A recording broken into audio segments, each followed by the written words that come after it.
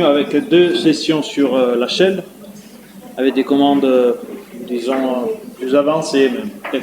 Parmi celles-là, quelqu'un les a déjà vues. Donc on en est là. Encore une fois, c'est une TP évaluée, celle d'aujourd'hui, celle de la prochaine semaine, et après pour les 2 dernières semaines du cours. Alors, très probablement, pour faire ces deux TP-là, il faudra vérifier que je vais vous fournir des comptes dédiés pour accéder à une certaine machine dans laquelle on a installé une base de données. Ce n'est pas les comptes de l'université. Vous aurez des comptes dédiés pour ça. Il faudra juste les tester avant.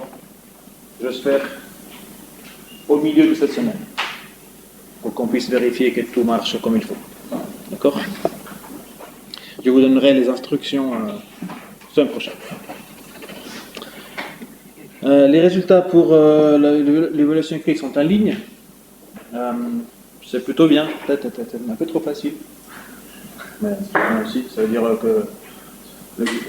dire que R était aussi, pour la grande majorité d'entre vous, une connaissance acquise. Si vous voulez consulter votre preuve, c'est possible. Il faut juste me prévenir un peu à l'avance. Je les ai là, ils ne sont pas triés, donc il va falloir chercher. Mais c'est tout à fait possible. Des questions ? Ok. Alors, aujourd'hui, on revoit certaines fonctionnalités de la shell. Une première partie, c'est un peu une révision de ce que on a déjà vu lors de la première session shell. Je pense que c'était le chapitre 5. Pour après continuer. J'espère que vous vous rappelez à peu près ce que c'est, parce qu'il va falloir aujourd'hui un peu toucher à tout ça. Alors, qu'est-ce que c'est une shell ? C'est le programme qui est exécuté à chaque fois pour récupérer vos commandes. On l'appelle parfois aussi ligne de commande. Il existe différentes sortes de shell. Quelqu'un peut en nommer une ou deux ? Différentes sortes de shell.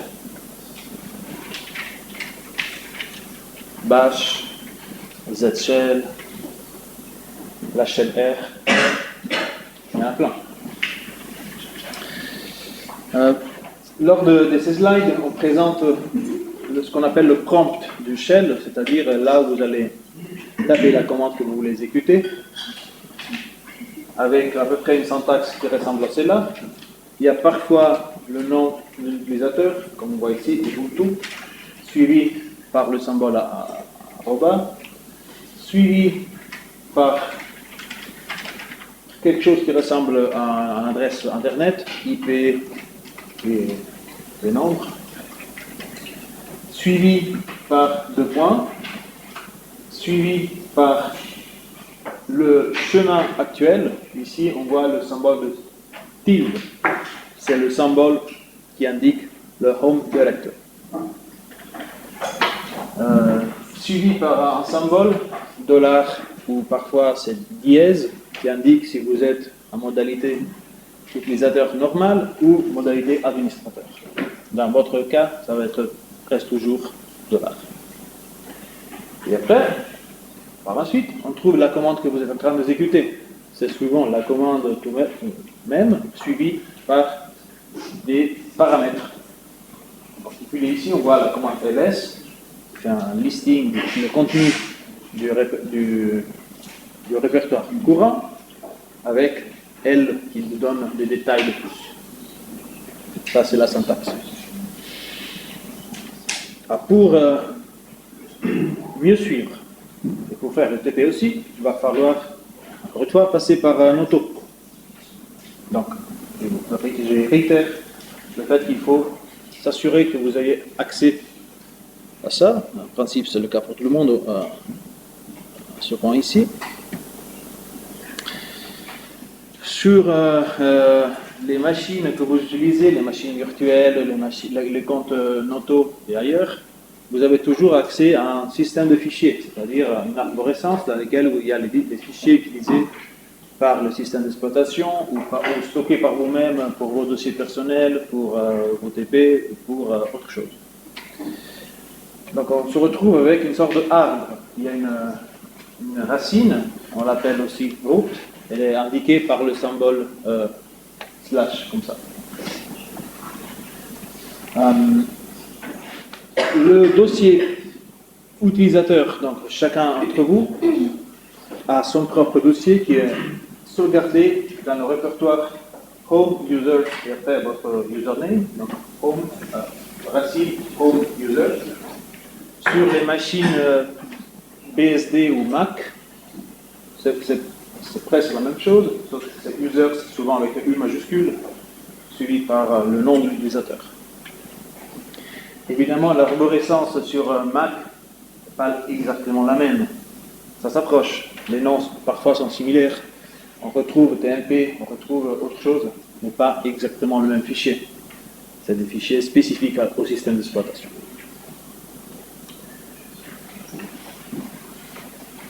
Donc le chemin qui pointe vers le répertoire personnel de chaque utilisateur, on l'appelle Home. Donc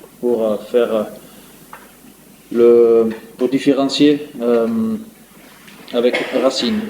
Et on parcourt ce chemin avec des commandes.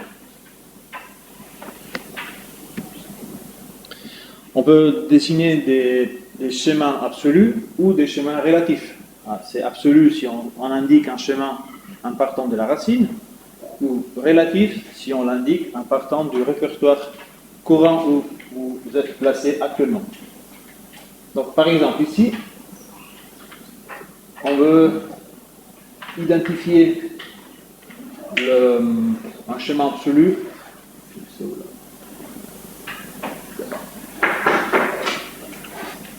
Alors, cela c'est un schéma absolu.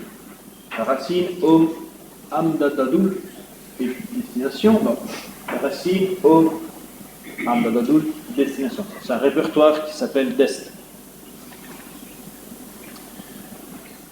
On peut identifier le même chemin avec on peut identifier la même destination avec un chemin relatif, en sachant que vous êtes actuellement dans votre répertoire Home. Le chemin relatif path, ça va être tout simplement courant Amdadadul dest. Amdadadul. Alors comment on fait pour faire ce passage? Comment on fait pour remonter du répertoire courant vers le répertoire lourd? Quelqu'un se rappelle? Le répertoire courant, c'est point slash. Pour remonter d'un niveau, point. Donc cd, point. cd, c'est la commande pour changer de répertoire, ou en anglais change directory. cd, espace, point, et il va vous remonter d'un niveau. Et après, vous redescendez vers le répertoire baisse. Pour arriver ici. Donc, il y a ce qu'on appelle des alias pour identifier et pour aller tout de suite à des endroits particuliers. Donc, le alias tilde, c'est pour vous amener au répertoire home. Le alias point désigne le répertoire courant. Le alias point désigne le dossier parent. Donc, on peut se déplacer tout de suite, cd suivi par un de ces trois symboles, pour aller tout de suite au répertoire home, au répertoire courant, vous y êtes déjà, ou au répertoire parent.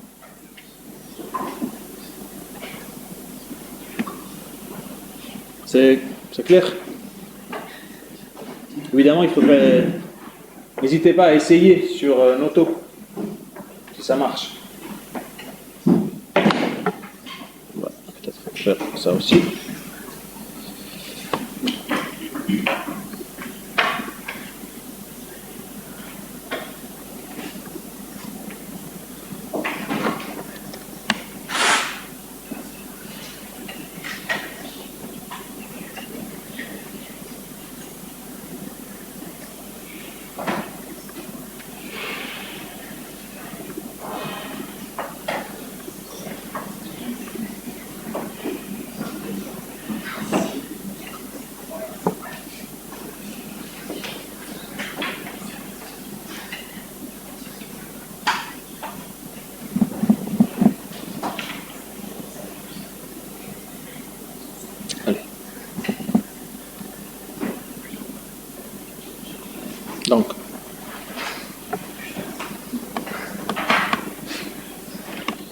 suis ici.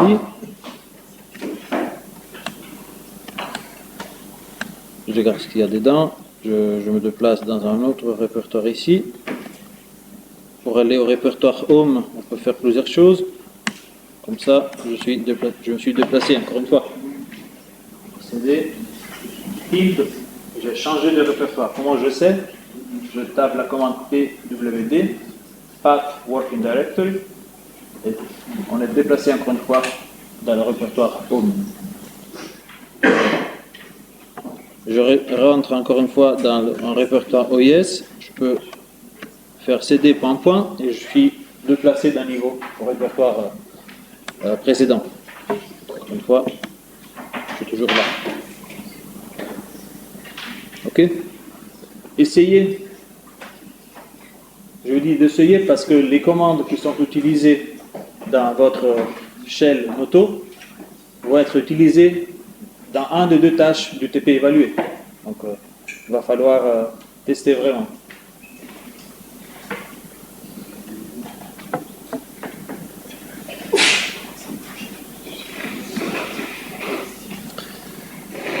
Donc, pour chaque path chemin absolu, on peut toujours définir le correspondant chemin relatif. Pour, par exemple, si vous êtes dans le répertoire, si vous êtes Tom, vous êtes dans votre répertoire Home, pour identifier le fichier file.txt sauvegardé dans le répertoire POM-TOM, le chemin relatif équivalent, c'est tout simplement le nom du fichier. Pour identifier un fichier qui est stocké dans le répertoire home.tom examples insulin.fas, le schéma relatif correspondant, si tapé depuis le répertoire home de Tom, ça va être examples insulin.fas.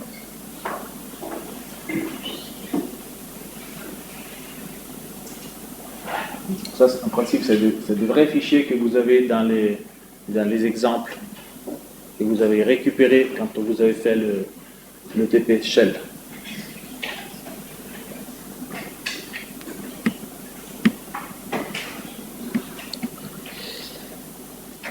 Alors, encore une fois, pour représenter la ligne de commande sur les slides, mais ailleurs, on utilise toujours une représentation comme ceci. Il y a un symbole, il y a le nom de la commande, il y a des options, il y a des paramètres. Les petites flèches ici et les points sont à substituer. Il ne faut jamais taper ça dans vos commandes.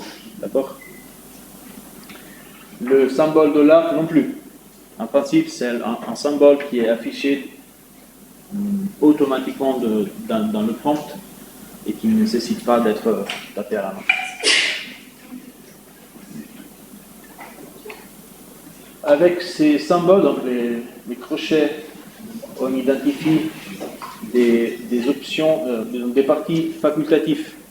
Ça veut dire aussi qu'il peut y avoir des options ou des paramètres qui sont totalement optionnels. La commande peut fonctionner de base sans donner des détails de plus. Le symbole étoile identifie le fait que pour certaines options ou pour certains paramètres, cette commande supporte 0 ou plusieurs occurrences. Donc 0 ou plusieurs paramètres, 0 ou plusieurs options.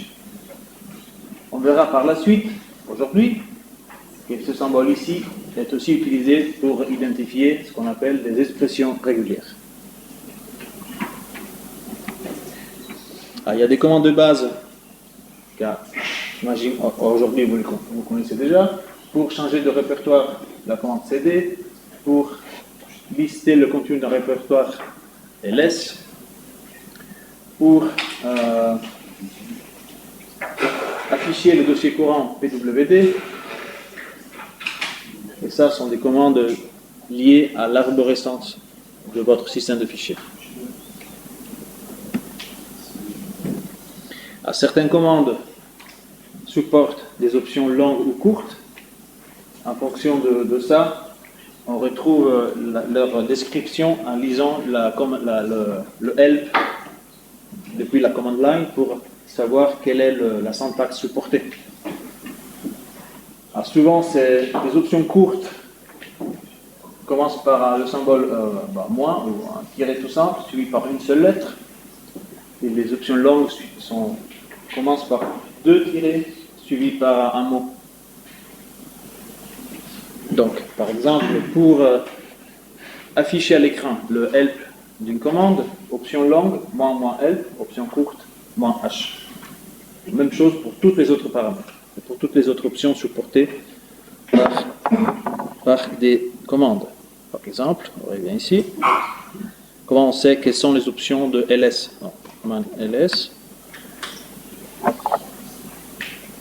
Ici, on voit qu'il y a des options courtes et des options longues. Parfois même en duplicat. Et donc, après, c'est à vous de choisir, en fonction de ce que vous êtes en train de faire, quelle est l'option qui est plus, avec laquelle vous êtes plus à l'aise.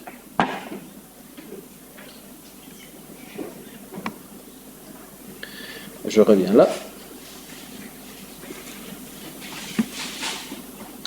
Il y a des commandes de base pour créer des dossiers, mekdir, pour renommer des dossiers ou pour déplacer des dossiers d'un point à l'autre.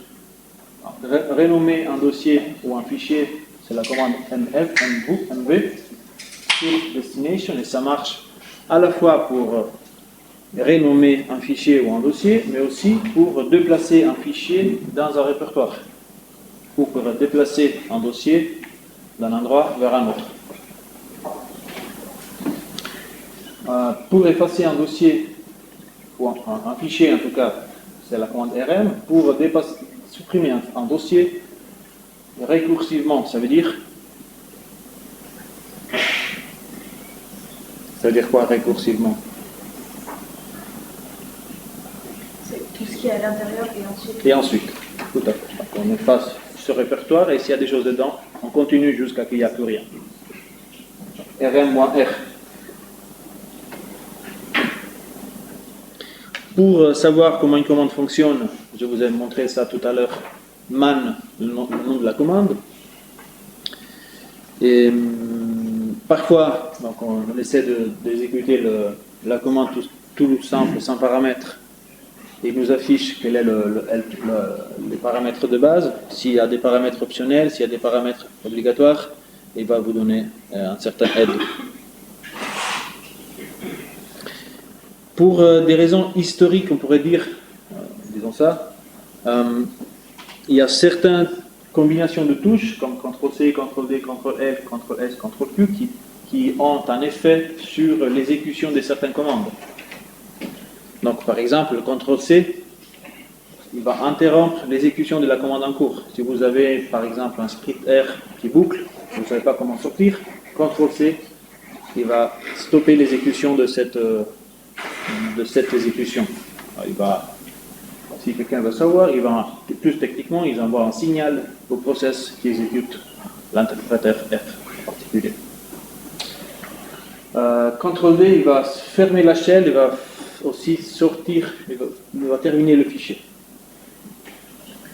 CTRL-L, il efface l'écran. On va voir si la shell de Noto supporte tout ça. Donc là, je vais faire CTRL-L. Vous voyez, il a effacé le contenu de l'écran qui était affiché ici. D'accord?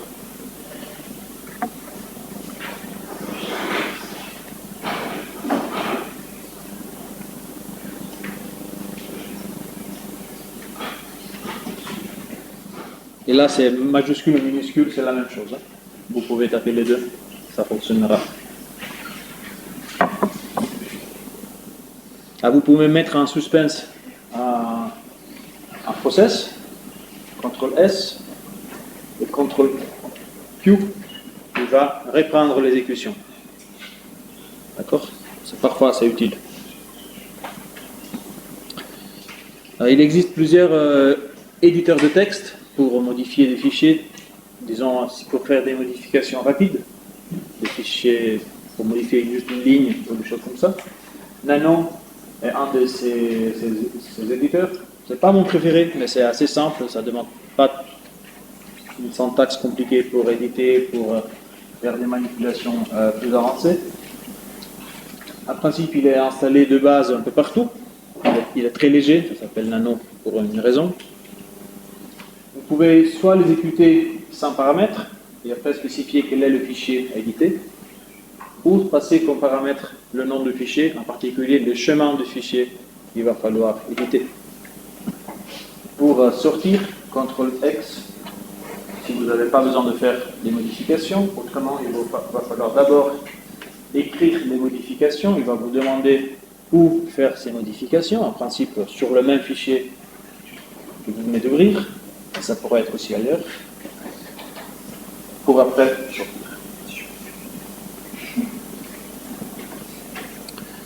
Si quelqu'un veut voir d'autres éditeurs de texte, moi j'utilise VI.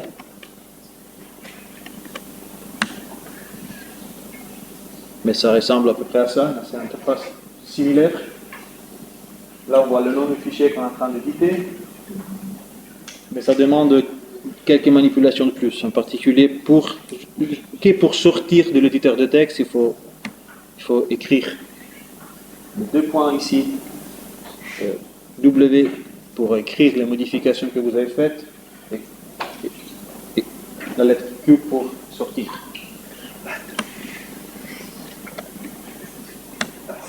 Mais pour éditer il faut taper Shift I. Mais il y a d'autres fonctionnalités. Mais si quelqu'un veut essayer, il est déjà installé dans Noto. Autrement, Nano, il est là. Là, je vais pas passer de paramètres. CTRL-X. Et là, il a ouvert le fichier à éditer pour faire des modifications. Ok.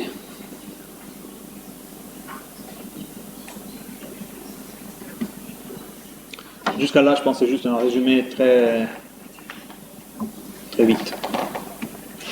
Une autre chose qu'on avait vu l'autre fois, c'était les flux standards. Donc pour contrôler comment la sortie de l'exécution de chaque commande peut être redirigée, soit à l'écran, soit vers d'autres endroits. Par exemple, vers des fichiers. Il existe trois flux standards, le standard input, le standard output et le standard error. Chacun de ces flux est aussi identifié parfois par un numéro, 0, 1 et 2. Ce n'est pas nécessaire, ce n'est pas non plus obligatoire qu'à l'exécution d'un process, vous avez une sortie sur les trois flux. Il y a parfois l'exécution d'un process qui se passe sans problème. Il n'y a que des sorties dans la sortie standard. Il n'y a pas eu de bug, il n'y a pas eu de warning, il n'y a pas eu de message d'erreur. Tout est affiché où il faut. La sortie standard, en principe, de base est à l'écran, mais ça pourrait être aussi qu'un programme décide de changer sa sortie standard pour qu'elle soit uniquement sur le fichier. La entrée standard, à la base, c'est le clavier, mais ça pourrait être aussi ailleurs en fonction de votre programme.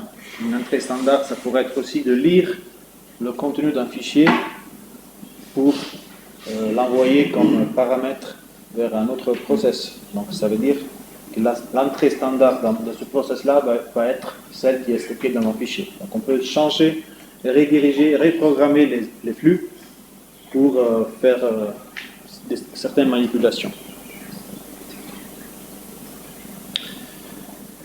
Donc après, on a aussi regardé certains programmes pour lire des fichiers.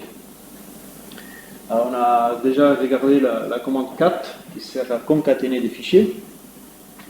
Et ce qu'il fait, c'est envoyer vers la sortie standard le contenu d'un fichier ou plusieurs fichiers si on passe plusieurs paramètres. Par exemple, cat file 1.txt, file 2.txt, il affiche à l'écran, il les visualise les deux fichiers un après les autres. On peut ajouter des paramètres. 4.n, le nom du fichier, il va ajouter des numéros de ligne à côté de chaque ligne du fichier. Par exemple,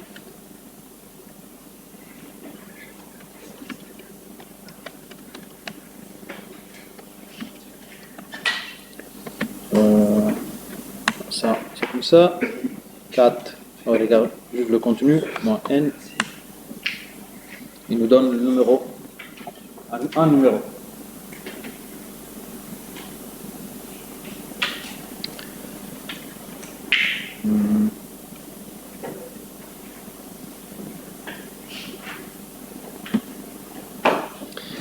Donc pour effectuer ces redirections de flux, il y a des symboles qui sont faits pour.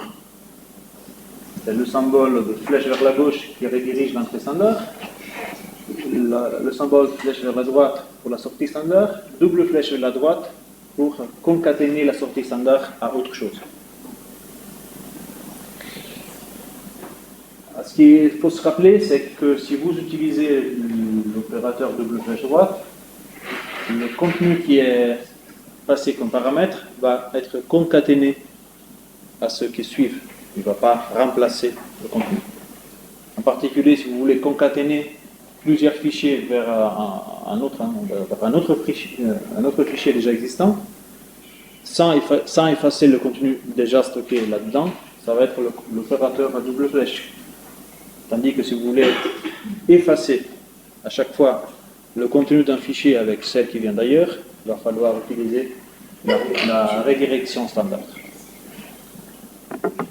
Ça, je pense qu'on l'avait déjà vu dans les TP, si je ne me trompe pas.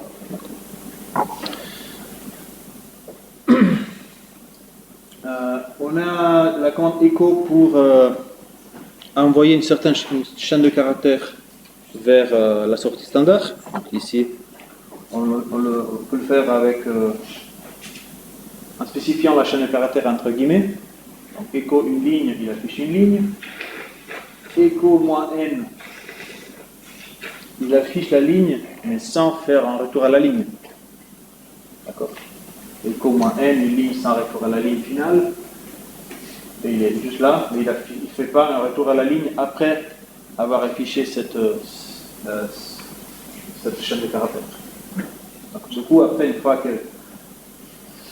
la commande est terminée, le prompt peut reprendre d'ici et il va continuer son exécution à partir du dernier point disponible.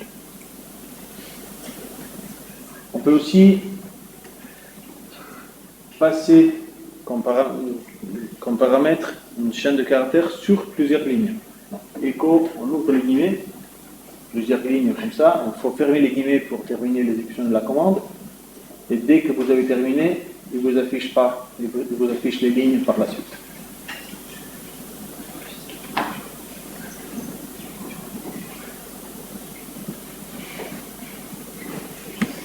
Ça, on l'avait déjà vu aussi.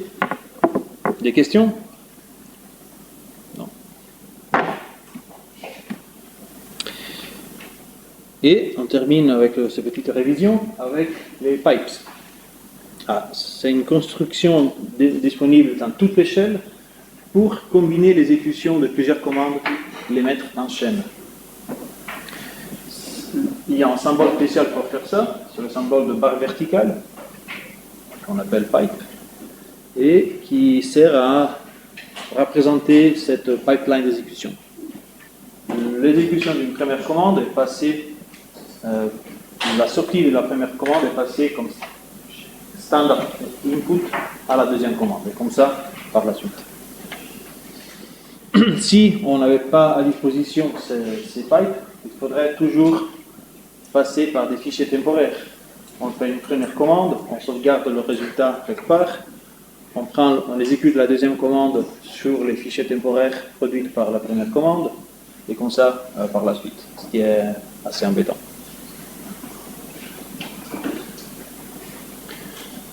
Donc ça, c'est le concept de pipeline. Ça aussi, on l'avait déjà vu, et s'il y avait des questions à l'examen. Il peut y avoir des erreurs d'exécution à peu près n'importe où, au milieu de la pipeline. Et en principe, les messages sont tous envoyés vers le standard error. Donc, il est nécessaire parfois, si vous ne voyez pas afficher à l'écran des problèmes, il faut rediriger le standard error vers le standard output pour les avoir à l'écran.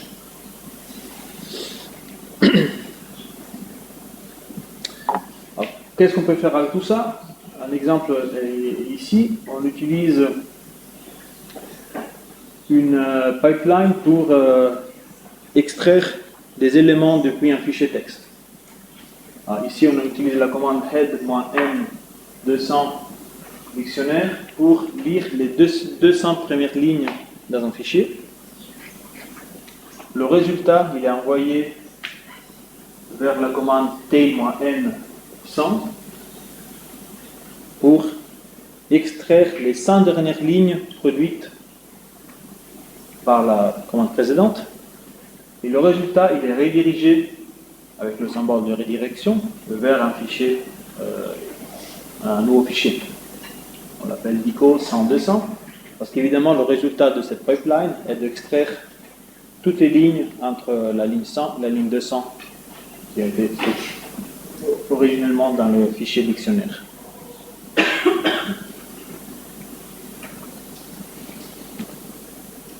Donc, c'est la commande head qui a été utilisée ici pour afficher un certain nombre de lignes dans un fichier. Sans paramètre, il affiche les 10 premières lignes. Autrement, vous passez -n comme paramètre. Tail, c'est à l'envers.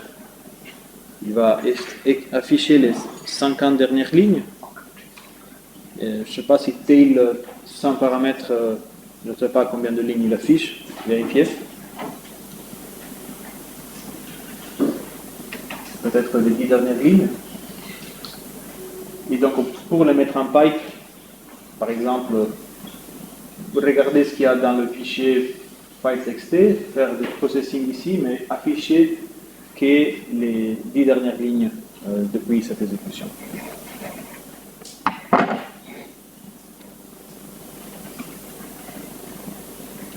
Donc, par exemple, tail-n5.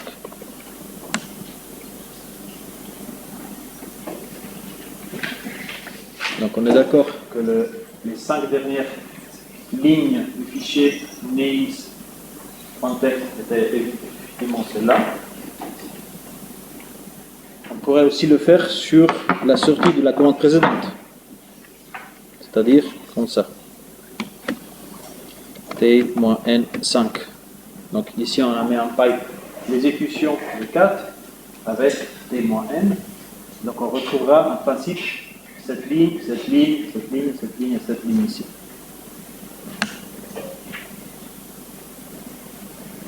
D'accord?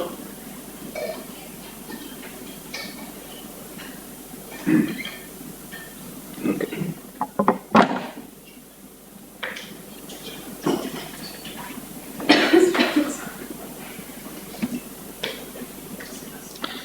Alors, par la suite, on passe par la commande grep.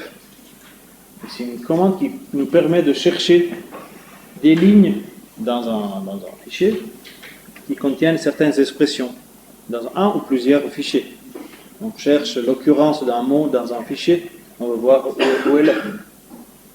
La syntaxe est celle qu'on s'attend, il y a le nom de la commande, des options, il y a une expression, c'est-à-dire qu'est-ce que vous êtes en train de chercher dans l'ensemble de vos fichiers ou dans un seul fichier tout seul. Et après, comme dernier paramètre, il faut spécifier l'endroit où aller exécuter cette recherche. Donc, par exemple,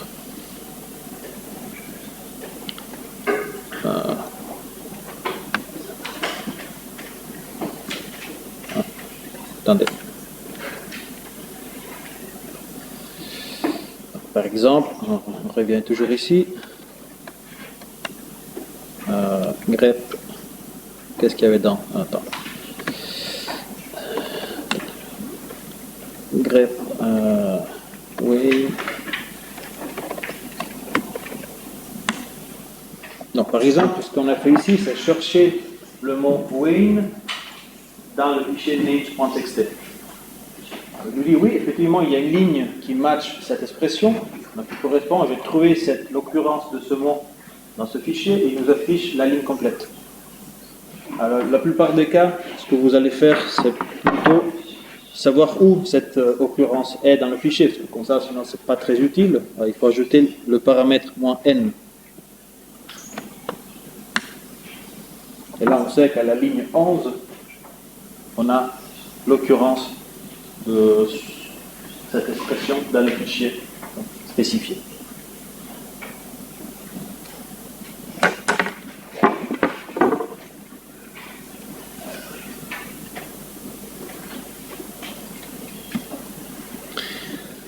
Alors après, on a la commande sort qui sert à trier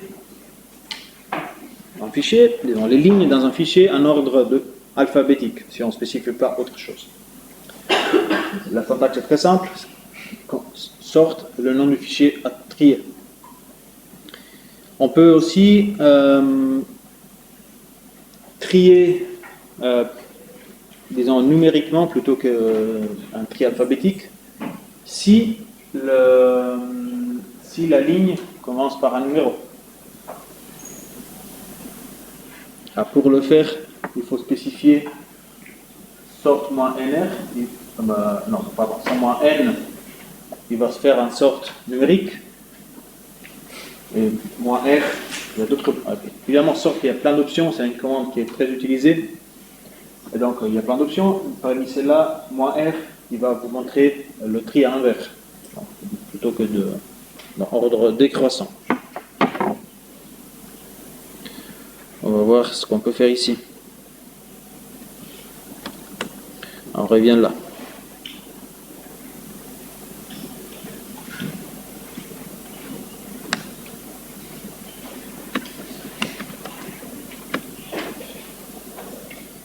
Donc vous êtes d'accord, celui-là il est déjà trié comme commande.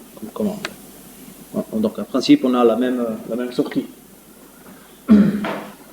4 -n -names, ajouter juste un numéro de ligne. Sort, il va essayer de trier ça, mais évidemment il est déjà trié, ça ne change pas grand chose. Mais on pourrait inverser ça, -r n. Et donc là la liste est inversée. Ça joue? Encore une fois, essayez.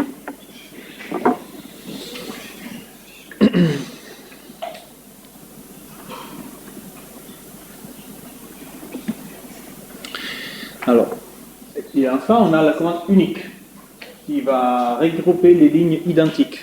Donc, symbole par symbole, caractère par caractère. S'il y a un caractère qui change, le résultat va être pas identifié comme identique et donc il y aura plusieurs occurrences.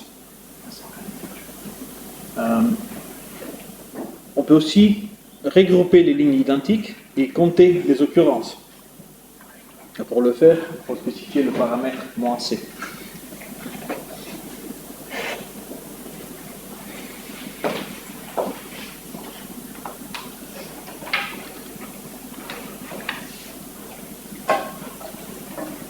Donc, par exemple ici, je pense ici il n'y a pas de ligne identique.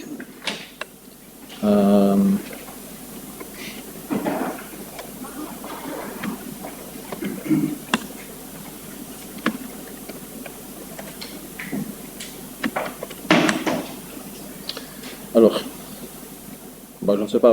Voyons si dans ce fichier il y a des lignes identiques. À mon avis, pas. Dans une séquence génétique, en principe, il n'y en a pas. Unique.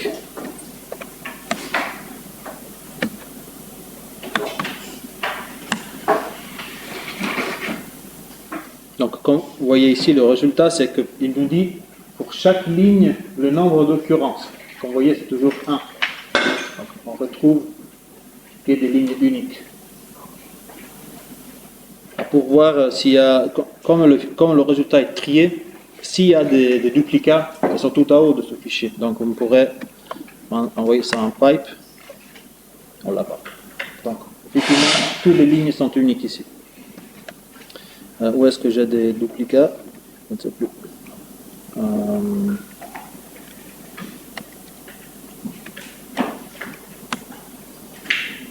Pas non plus.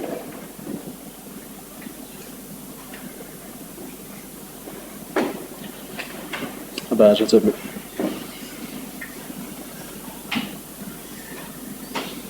Bon, ça reviendra.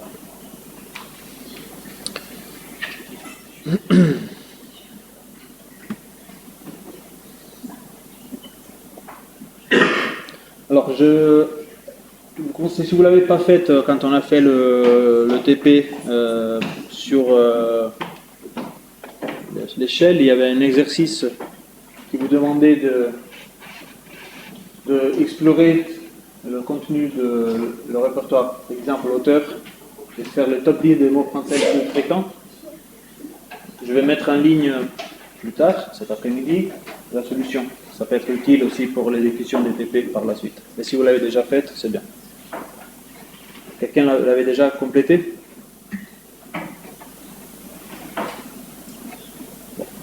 Je vais le faire pour vous.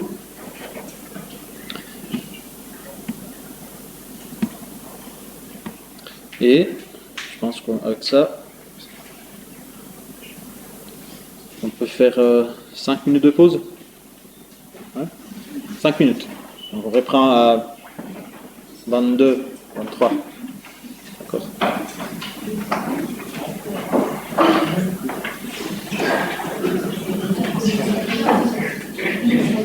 Le parc d'observation.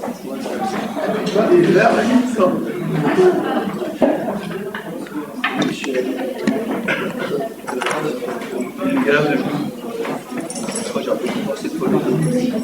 Ouais, mais les deux. Je crois que c'est vraiment mal réglé. Non, j'ai encore mal. Ça aurait pu être lourd.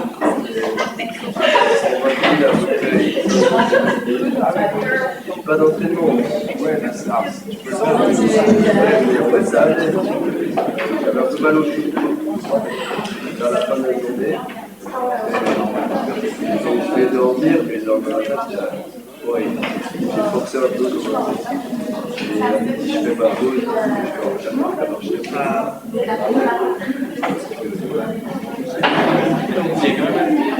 Il me reste une heure, je ne peux pas, moi, une heure de temps.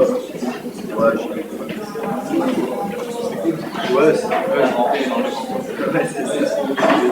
ouais, si je n'ai pas trop à poser.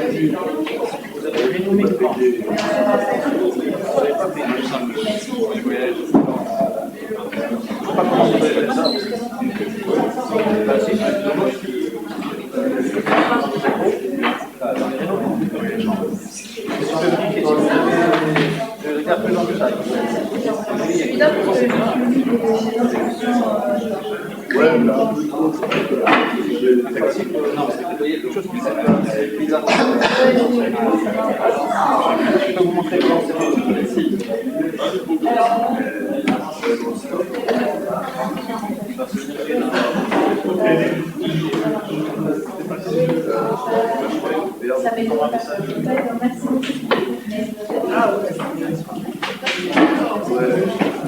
C'était passé pas beaucoup. Ah ouais, ça compte bien.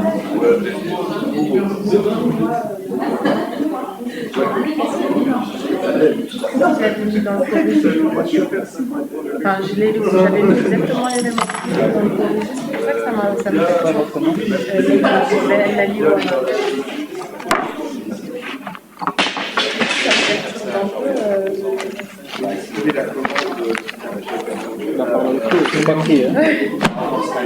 Vous voulez que je cherche en attendant? Oui.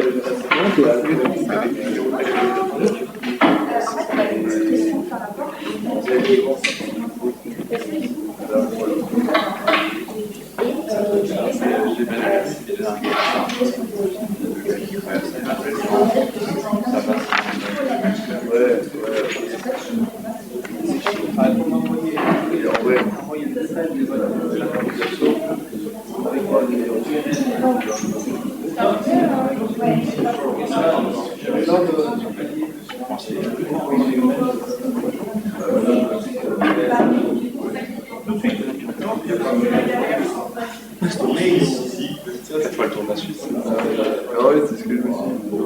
On va faire ici. C'est ça, déjà si je vais aller faire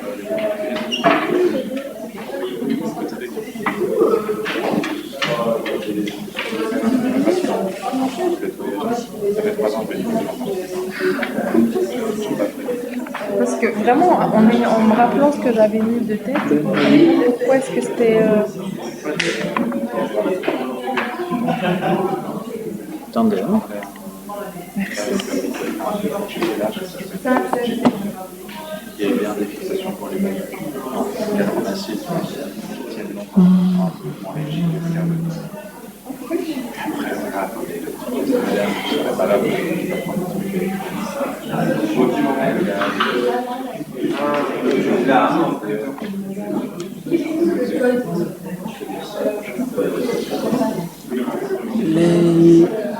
C'est Ben Ali ou Amaleila. Je demande ça. Oui, c'est ça. C'est cela. Oui. Le numéro de matricule, le 20. C'est 20, 40, 51, 50.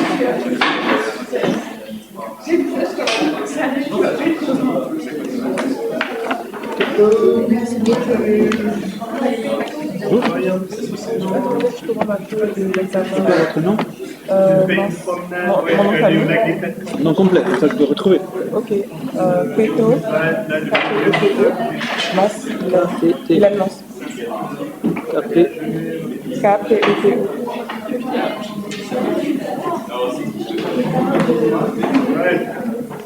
vous l'avez trouvé vous-même? Vous arrivez? Ils sont pas triés. Hein? Ah, si. Je vais regarder. Quitte.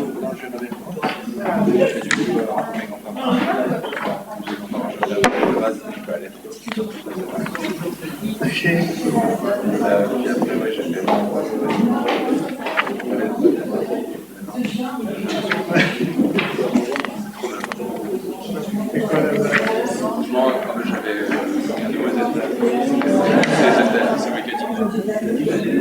Dans ma tête. Je vous en prie. Et là, Mail. Quand je vous ai envoyé par mail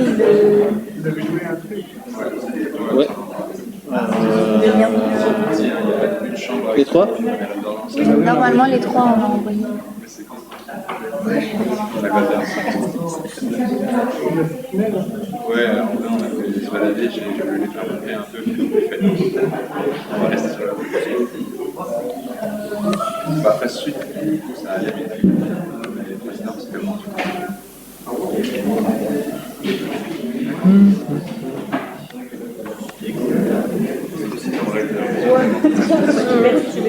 Parce qu'en fait, tu vois, Ah donc.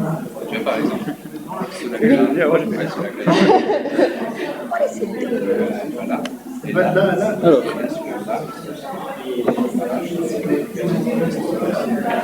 le premier, c'est celui-là. bah, ils ont fait des. La branche main était là, le fichier main était là. Vous avez pas, il n'y a pas une branche en trop. Vous n'avez pas réussi à toucher. En fait, ce que je comprends pas, c'est qu'au final, on était censé avoir juste une branche avec les Oui, trois. oui, mais il ne regarde pas que le tas final, il regarde aussi l'histoire. Ok, ouais, ouais. Ils ont dit, bah, ça En principe, il n'y a pas, dans l'histoire du repos,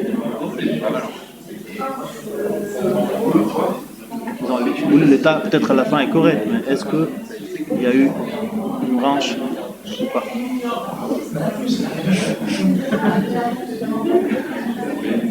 Moi, il me semble que c'était la branche intro, justement. Et qu'après, on avait dû la supprimer. Sûrement, si vous avez mergé, vous avez supprimé la branche, mais il faut que cette étape soit présente dans l'histoire du repos. Ouais. Si elle n'est pas présente, Ok, du coup, ça prend que ça. là, je ne vois pas de branche qui était jamais faite. Il y aurait une branche en trop qui aurait été mergée. On le verrait ici. Ok, mais ça veut dire que du coup, on l'aurait pas push.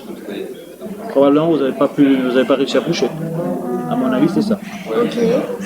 Et donc, vous avez perdu 2 points là. Après, le visualize était là. Et donc, les opérations, ils ont l'évaluation faite sur le contenu de la brancheur. Ok, donc c'est comme si. C'est la même chose pour vous. Je pense, Tous faites la même chose. parce que du coup, je pense que du coup, on n'a pas dû le push avec. Parce qu'il y a la première fois, on devait le push avec la branche en plus. Et après, on devait supprimer la branche et repusher le. À mon avis, c'était ça. Du coup, rien que ça, c'est passé de 80 À 50. par rapport au point que chaque étape attribue. Ok. Trop bizarre. Bon, bah oui. Comment c'était la note de l'examen? Bien, j'avais Pourquoi s'inquiéter? par rapport aux moyennes, l'examen écrit vaut 50% de la note finale. J'ai pas dit ça. C'est justement ça la question. J'ai pas dit ça. Je me laisse la liberté de choisir quel est le poids de Ok, chaque. de l'examen écrit. Mais individuellement, il faut que la classe pareil. Toute la classe. On va. Je dois pas faire une mauvaise note alors. Ok, du coup, on sait pas encore le poids de l'examen écrit. Mais faut pas s'inquiéter. Ok. Merci. Ah ouais, c'est vrai. Mais non, c'est bien. Allez, viens aller voir. Tellement actif. Combien?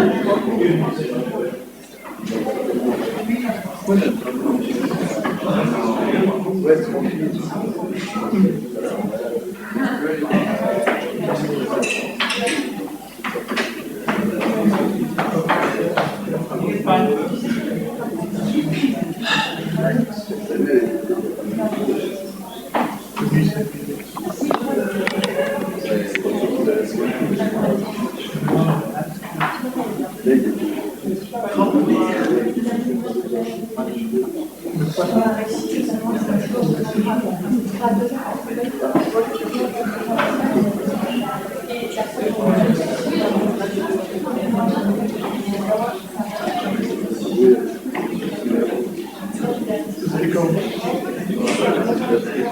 Alors, on reprend.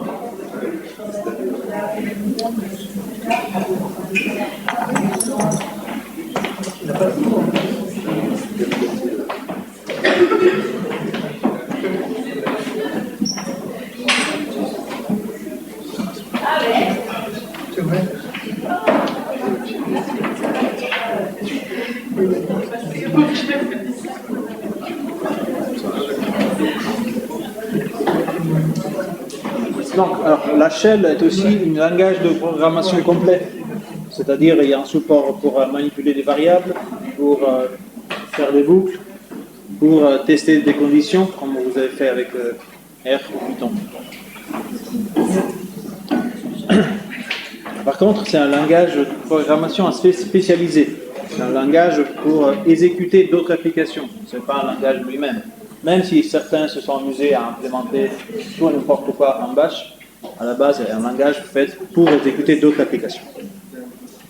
En particulier, il est fait pour récupérer les résultats de l'exécution, pour automatiser la mise en place, le déploiement des systèmes d'exploitation, les applications, leur contrôle, leur maintenance. Il est utilisé plutôt dans ce contexte. Alors, il existe certains caractères ils ont un significat particulier. Alors, c'est des symboles ou des caractères qui sont interprétés par la shell parce qu'ils veulent dire un peu plus que leur seul plus qu'on pense, disons. En particulier, il y a le point virgule qui sert à séparer les commandes dans un programme écrit dans un langage shell comme Bash. Il y a un symbole $ qui nous permet de définir des variables exactement comme vous faites dans Bash ou Python. Il faut ajouter le symbole $ devant le nom. On peut exécuter des applications en arrière-plan, en background. Vous lancez une application plutôt que de lancer devant comme process principal dans votre shell, il est exécuté par le système d'exploitation quelque part et vous pouvez le monitorer sans qu'il ait le contrôle total sur la shell d'exécution. On peut utiliser les redirections comme on a vu avant, mais aussi, on peut aussi faire ce qu'on appelle de l'expansion. Donc, compléter certains mots pour retrouver des fichiers. Je vous explique ça plus en détail. Alors, déjà, partons par les choses un peu plus simples. Il y a le symbole de backslash qui sert, comme vous avez peut-être déjà fait dans d'autres contextes, à escaper certains symboles. Donc, si vous voulez afficher le symbole d'utiliser le symbole backslash dans le nom d'un fichier. Parfois, ça peut arriver. Pour le faire, il faut escaper le symbole backslash. Par exemple, ici. Qu'est-ce qu'on fait ici? On est en train de créer un fichier, touch, c'est la commande qui crée des fichiers vides. Et ici, on spécifie le nom. Quel est le nom au résultat? C'est cela. Comme vous voyez ici, dans le nom qu'on a utilisé comme paramètre passé à la commande touch, on a 1, 2, 3, 4, 5 symboles de backslash. Dans le nom final, il n'y en a qu'un. Ça veut dire qu'on a utilisé le symbole backslash pour identifier d'autres symboles. En particulier, ici on a identifié le symbole espace, ici on a identifié le symbole étoile, et ici on a identifié le symbole backslash.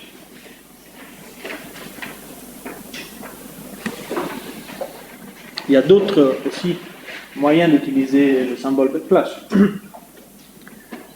On l'avait déjà vu, on peut utiliser /n pour identifier un retour à la ligne, pour le mettre, pour le faire afficher dans le standard output par exemple.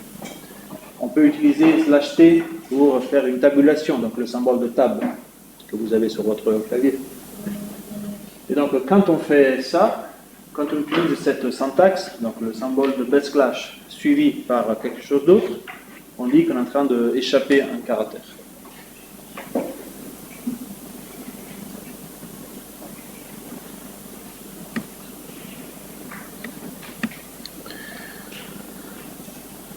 Alors, parlons de expansion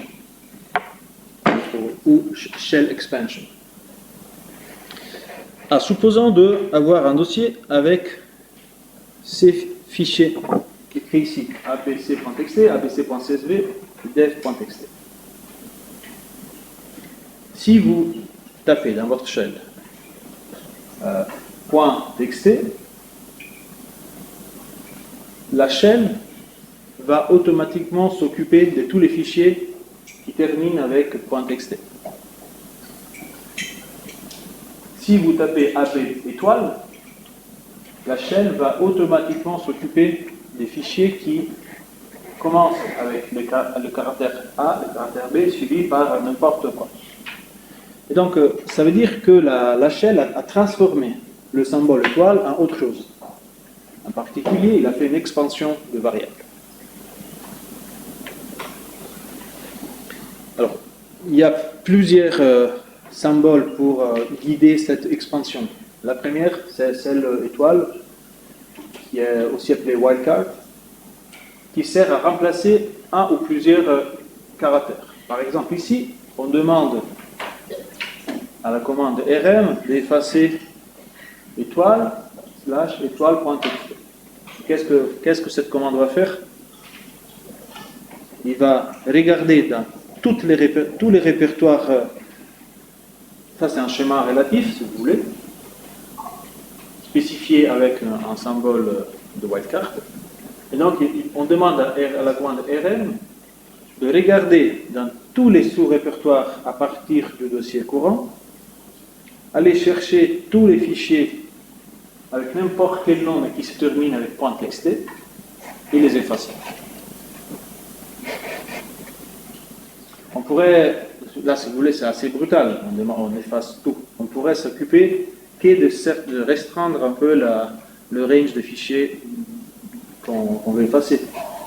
Par exemple ici, on utilise le symbole de point d'interrogation pour dire qu'il faut effacer tous les fichiers dans le répertoire texte qui se terminent avec le caractère B, le caractère C, .txt, et qui commencent strictement avec un caractère, mais sans spécifier lequel. Donc ça, c'est pas n'importe quel nom suivi par bc.txt. C'est tous les fichiers qui ont exactement 3 symboles dans leur nom pour lesquels on laisse la liberté sur le premier symbole. Par exemple.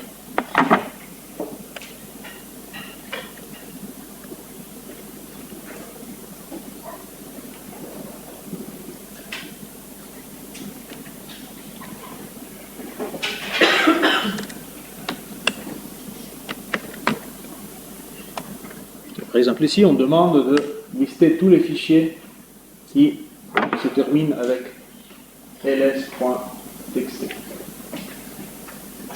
Par contre, on pourrait se dire ls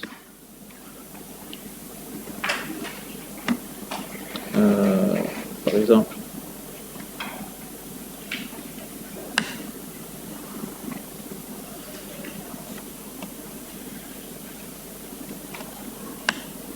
ah non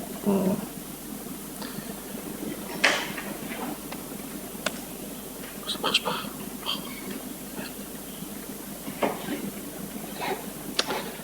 Quand ça marche pas question.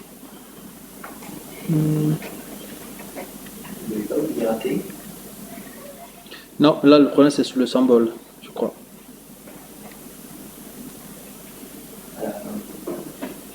Non. Là où? Non, non, TXT. Non, alors je voulais vous montrer le symbole ici.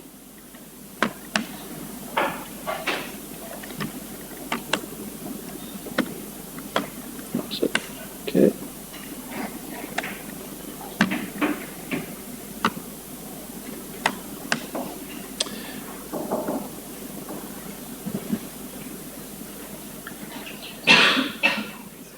Ben, j'ai un doute si c'est le shell sur Noto qui ne supporte pas ça.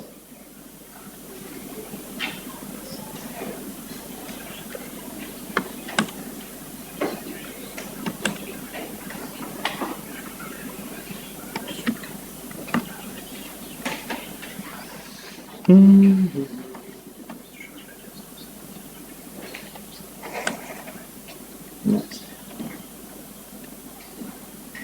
Bon. Mais vous n'avez pas dit que le point d'interrogation, ça remplaçait un seul caractère? Oui, oui. Et dans ce cas, il ne trouve pas de document qui a un seul caractère. Oui, mais là, il n'aime pas la syntaxe. C'est ça le problème. Mais je ne sais pas pourquoi. Ça devrait marcher.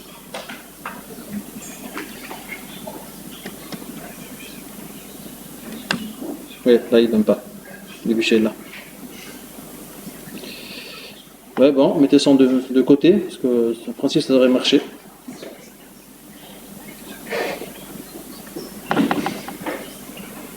Désolé, mais je vais vérifier pourquoi ça ne marche pas. Il y a d'autres formats pour spécifier une expansion. Par exemple, on peut utiliser des crochets pour effacer tous les fichiers qui correspondent à TMP suivi par 0 ou 1 ou 2 jusqu'à 9. Là, il va effacer tout ça. Là, par contre, c'est pas la même chose. Il va effacer tous les fichiers qui commencent par X ou Y ou Z. Là, évidemment, vous pourriez combiner. Donc, choisir quelle est la première lettre par quelle lettre le fichier doit commencer, suivi par d'autres lettres. Aussi, mais sous forme d'expansion. Plutôt que d'identifier les caractères spécifiques que vous voulez utiliser pour l'expansion, il y a aussi des classes de caractères que vous pouvez spécifier avec ces noms ici. Là, vous pouvez indiquer crochet de point alpha, alphanum, digit, etc. pour aller s'occuper des mots ou des mots qui matchent ces classes.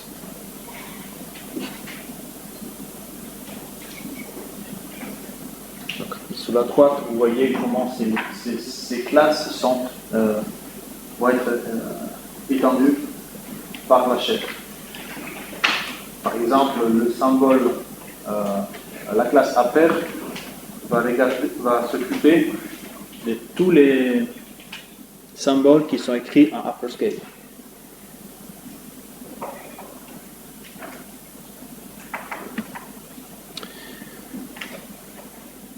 Et avec ça, disons, on peut définir ce qu'on appelle des expressions régulières ou des regex.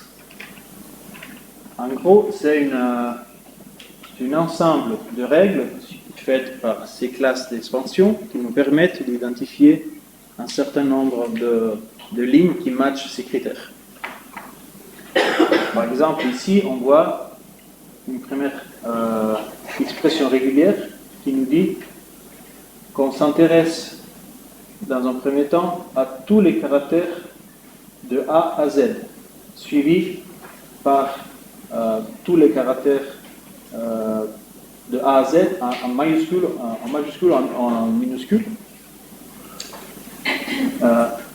suivi par l'occurrence de deux symboles, avec le crochet on indique le nombre exact d'occurrences, plutôt que dire n'importe combien de caractères qu'on a identifié ici, dans les crochets. Ici, on dit on veut exactement 2 occurrences.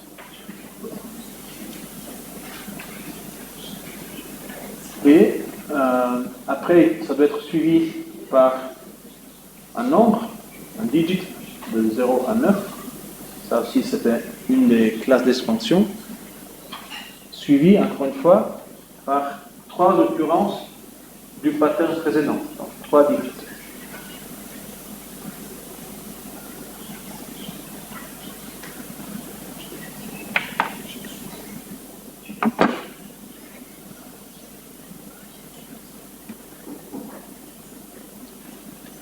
Donc ce qu'on fait, c'est de chercher ce qu'on appelle un pattern dans un texte pour retrouver les occurrences et en faire quelque chose avec.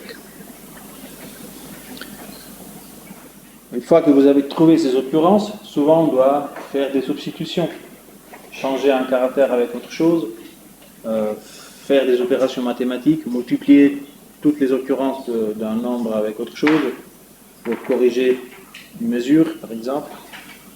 Il y a plein de use cases.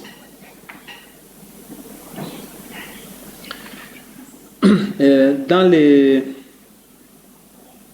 la shell, on peut utiliser aussi des expressions régulières. Il y a certaines commandes qui le supportent, comme par exemple grep, qu'on a vu avant. Il y a d'autres métacaractères qui sont utilisés par la shell pour identifier certains patterns. Donc, par exemple, point, c'est pour identifier n'importe quel caractère lors d'une expression régulière utilisée dans une shell. Les métacaractères crochet servent à identifier une suite de caractères. Le petit symbole ici de chapeau sert à identifier le début d'une ligne. Donc à chaque fois qu'il y a un début de ligne, il y a le pattern qui est matché. Et c'est là que vous voulez faire quelque chose. Le symbole $, sert à identifier la fin d'une ligne.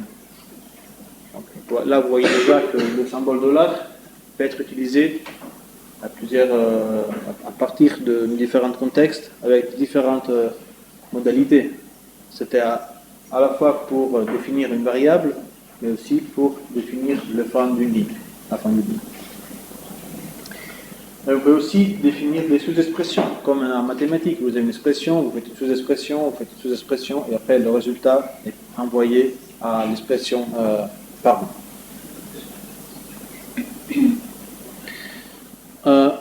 On peut aussi quantifier le nombre d'occurrences d'un certain pattern. Par exemple, le symbole étoile sert à nous dire 0 ou plus occurrence d'un certain pattern, 0 plus occurrence d'un pattern digit. Le symbole point d'interrogation 0 ou 1, ça n'a pas marché avant, je ne sais pas pourquoi, mais en principe sur les langages qui supportent les expressions régulières, c'est le symbole pour faire ça. Plus, c'est au moins une occurrence, voire plus. Les crochets pour identifier un range d'occurrences, donc de M à N, de 2 à 7 occurrences. on peut identifier l'union des occurrences de patterns. Donc, on veut ce pattern ou l'autre. Et si un des deux est matché sur une ligne, on a l'expression régulière qui est matchée et on veut faire avec ça. Et ça, c'est le symbole de Dirichlet qui sert à escaper les quantificateurs ici.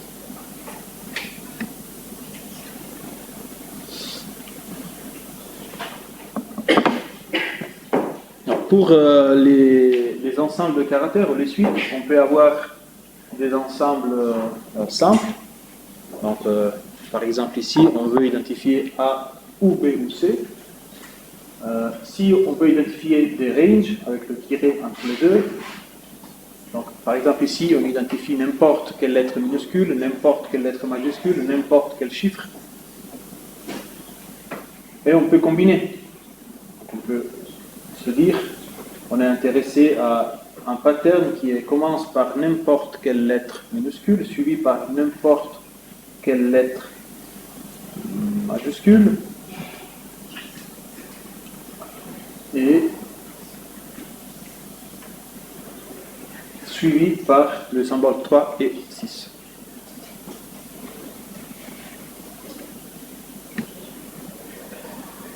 Donc, par exemple, on a une expression régulière. Là, à gauche, vous avez des expressions régulières qu'on va utiliser pour chercher dans le texte si ces mots ou ces expressions sont présentes.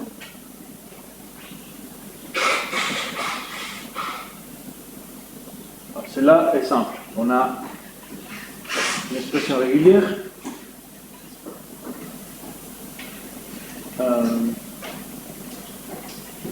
Disons celle-là. Qu'est-ce qu'on a ici? On est intéressé par une expression régulière qui identifie le symbole, la lettre, le caractère E, suivi par le caractère X. Après, ici, on a une suite, un ensemble, qui nous demande d'avoir la lettre A, après suivi par n'importe quel symbole, mais exactement un symbole, suivi par le symbole E, ou le symbole AE, je ne sais pas comment ça s'appelle ce caractère, ou suivi par la E accentée. Donc, tout ça, c'est soit cette occurrence, soit cette occurrence, soit cette occurrence, suivi par le caractère Q, U et O. Donc, avec cette expression régulière, on peut décrire les occurrences de tous ces cas ici. C'est ça ce que ça veut dire. On est en train de trouver comment on peut définir de façon générique, ou plus ou moins générique et puissant, toutes les occurrences dans un certain texte qui sont matchés par cette expression. Donc, les mots qui sont décrits par cette expression régulière correspondent à celle-là. Parce qu'on a EX tiré, EX tiré, U accenté, et U grand. Là. On a les autres variantes.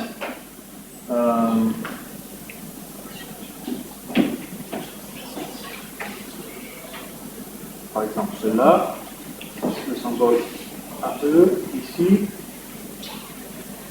O ici, précédé par UX tiré. Ces variantes à droite, par contre, ne sont pas matchées par cette expression régulière. C'est-à-dire que si dans votre texte, vous avez des mots comme ça, et vous avez défini une expression régulière pour trouver toutes les occurrences du mot ex aequo, écrit avec cette forme ici, et dans votre texte, vous avez des occurrences ici, l'expression régulière que vous avez définie à gauche ne va pas pouvoir matcher ces occurrences. D'accord?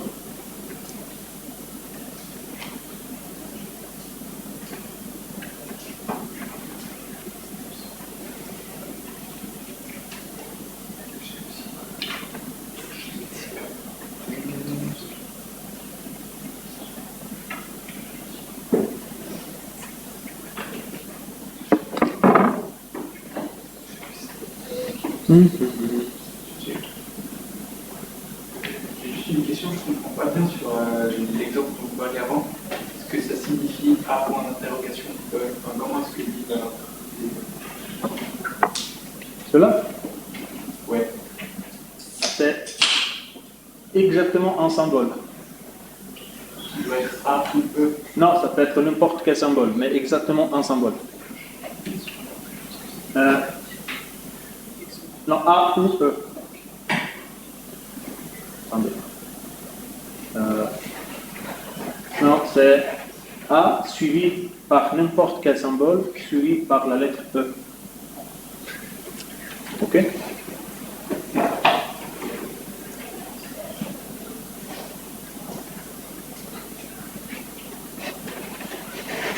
Symbole A, suivi par exactement un symbole, mais sans spécifier lequel, suivi par le symbole E.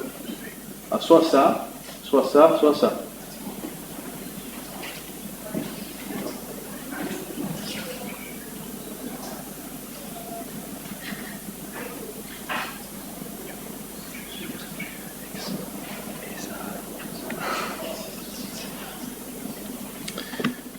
Il y a ce site ici qui vous permet de jouer avec des expressions régulières pour vous permettre de tester des choses aussi un peu bizarres. Je vous laisse explorer ça, on n'a pas le temps aujourd'hui. C'est pas important pour le TP, hein. Mais ça vous donne un outil de base à utiliser pour savoir. Il va vous montrer graphiquement, en spécifiant une expression régulière et un texte passé ici comme paramètre, les endroits où l'expression régulière match, c'est-à-dire où il y a les autres, à quel endroit cette expression régulière est trouvée. Donc ici, par exemple, on a une liste de numéros de téléphone, je crois, et on s'occupe de tous les numéros de téléphone qui commencent par 07, suivi par soit 6, soit 7, soit 8, soit 9, suivi par n'importe quel symbole, suivi par exactement un symbole ici, mais sans spécifier lequel, suivi par une séquence de symboles numériques entre 0 et 9, suivi par exactement 3 symboles du pattern précédent. Donc c'est un outil graphique. Alors dans la commande grep, il y a un support, disons, natif aux expressions régulières et on l'utilise en spécifiant le paramètre P quand on l'exécute. Donc par exemple, on a notre fichier duma.txt qui est dans les exemples du répertoire OIS que vous avez pris dans le TP5. On cherche le mot Athos, indépendamment du fait que c'est écrit majuscule ou minuscule, dans le fichier duma.txt. Ici. En disant ça. Ça, c'est l'expression régulière. Donc, grep.e, on passe en modalité expression régulière, et entre guillemets, on spécifie l'expression régulière qu'on veut matcher. On veut toutes les occurrences de ces expressions ici. Il nous faut exactement soit A majuscule, soit minuscule, suivi par T majuscule ou T minuscule, etc. Alors, ça c'est correct, c'est un peu compliqué, fastidieux à écrire. Donc, dans grep, il y a un support pour chercher des mots sans regarder le fait que ce soit majuscule ou minuscule à n'importe quel endroit du mot. Donc -i, il fait une pattern matching sur le symbole, sur le pattern spécifié ici, sans devoir se taper tous les crochets et les différentes variantes.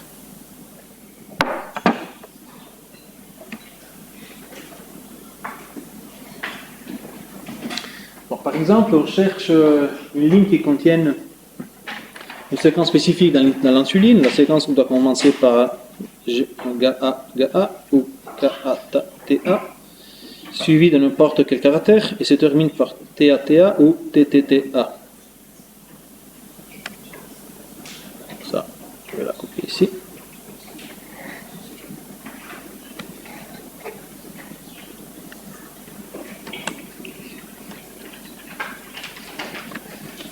On a toujours notre fichier ici.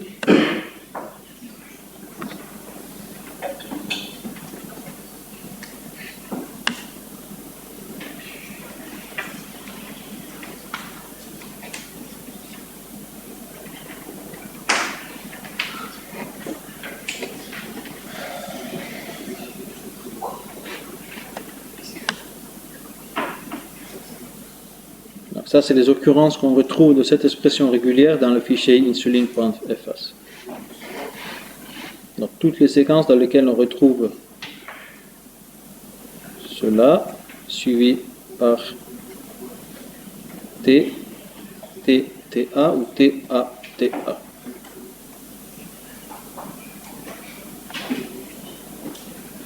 Alors, je ne sais pas s'il y a un moyen pour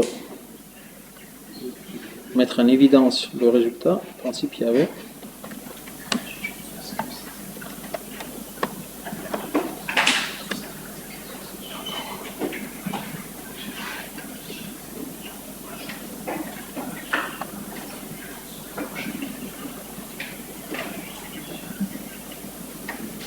Voyons si ça marche comme ça. Je n'ai pas testé. Non, c'est pas ça.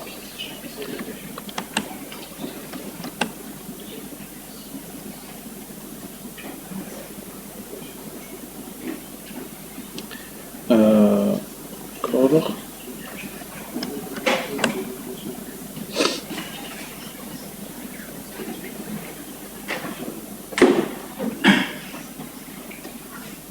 Bon, il n'y a pas de support pour colorer les occurrences. Mais...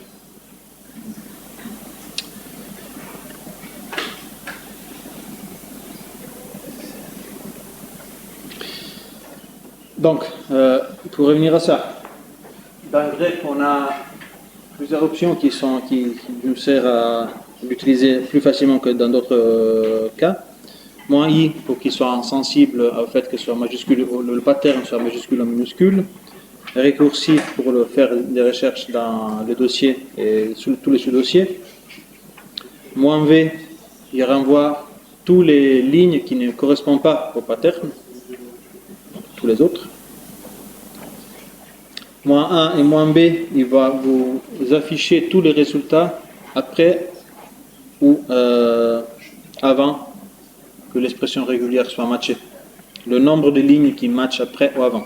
Donc vous matchez une certaine expression, il va vous afficher les N premières lignes avant ou les N lignes qui suivent le match de l'expression. Par exemple,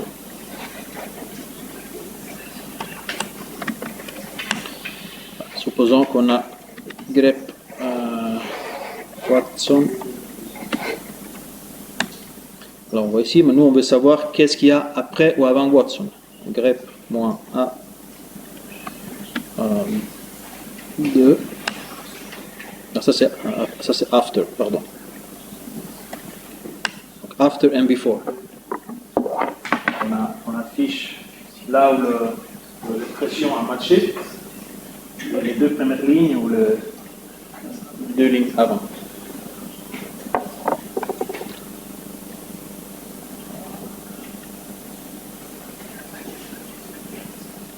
Je pense moins C, il va vous afficher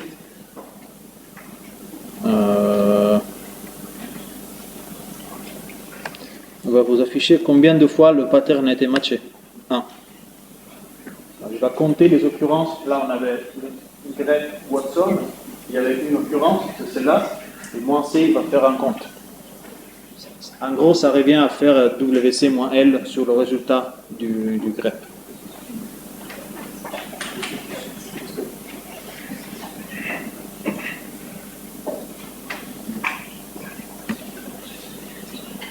Des questions sur grep?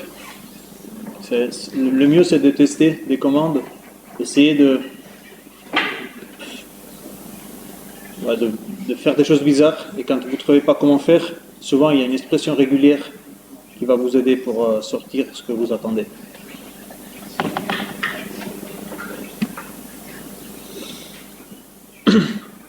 Après, on a la commande cat qui va couper les lignes de texte en fonction de certains caractères utilisés pour définir ou couper, pour, disons, extraire des bouts intéressants de chaque ligne.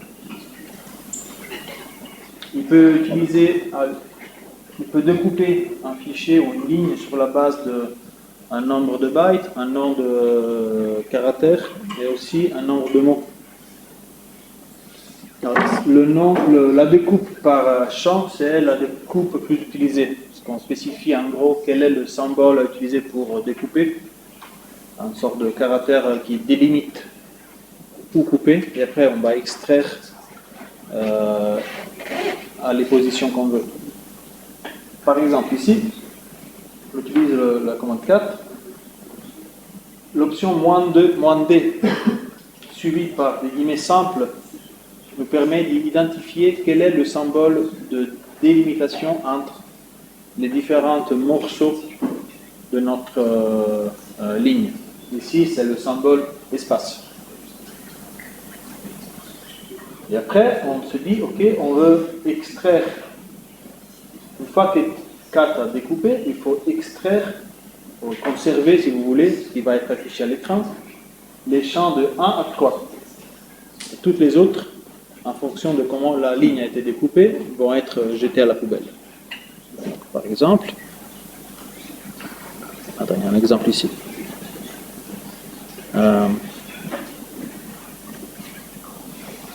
Ça, je pense qu'on a le fichier sur Noto. Donc, ici, on a un fichier CSV pour... il y a 2 tâches à faire, 2 commandes. Pour chaque commande, il faut nommer vos fichiers exactement comme ça. Nom majuscule, prénom écrit comme ça, TP, N. C'est 10, hein, c'est TP 10. Hein. Ouais, 10. Bon, je vais remplacer ça. C'est 10, 1 et 10, 2. Ouais, pardon. Ça, je vais mettre à jour. Donc, faites pas ça tout de suite. 10, 0, 1 et 10, 0, 2. Il y a aussi des commentaires en tant que champ libre, mais il faut vraiment uploader 2 fichiers textuels. Vous pouvez déjà uploader que des fichiers .txt. Donc, en principe, Moodle va vous prévenir de faire autre chose. Donc, la première tâche, il y a 2 tâches. 50% des points vient de là, l'autre 50% de l'autre tâche. Alors, il faut, à partir de la commande history dans votre console, il faut sortir les top 10 commandes utilisées pendant le cours. Alors, si vous n'avez pas fait les commandes en classe, ça devient un peu compliqué. Je vous conseille de refaire toutes les commandes et après faire l'exercice. Si vous avez suivi le cours, en tout cas vous avez fait les TP, vous avez fait un peu de pratique, là, vous auriez une sortie. Chacun aura sa propre sortie, il n'y a pas qu'un seul résultat en termes de sortie. La commande pour faire le top 10 de toutes les commandes utilisées reste la même. Encore une fois, le résultat n'est pas le résultat produit par l'exécution de cette commande est différent pour chacun de vous. La commande pour sortir le top 10 est la même pour tout le monde. D'accord? Ok. Deuxième tâche, encore une fois 10.2, je vais rappeler ça. Il y a ce fichier Moodle, soit dans le repo Git, soit en ligne. Il faut extraire toutes les adresses email en utilisant exclusivement la commande grep. Si vous n'arrivez vraiment pas avec grep, vous pouvez utiliser cat et grep ensemble. Et ça peut se faire avec grep tout seul. Donc il faut penser à comment une adresse email est faite. Il y a une séquence de caractères, suivie parfois par un point ou pas, suivie par une autre séquence de caractères, suivie par le symbole arroba, suivie par une autre séquence de caractères, suivie par un point, suivie par une autre séquence de caractères. Je ne vous demande pas de vérifier en ligne si c'est des adresses valides. Je veux juste que le format d'une adresse courriel que tout le monde connaît soit respecté. D'accord? Et comme résultat de l'exécution de cette commande, il faut afficher la liste avec un adresse email par ligne. Pas qui compter les occurrences, mais une adresse par ligne. Donc 50% du point viennent aussi de ça.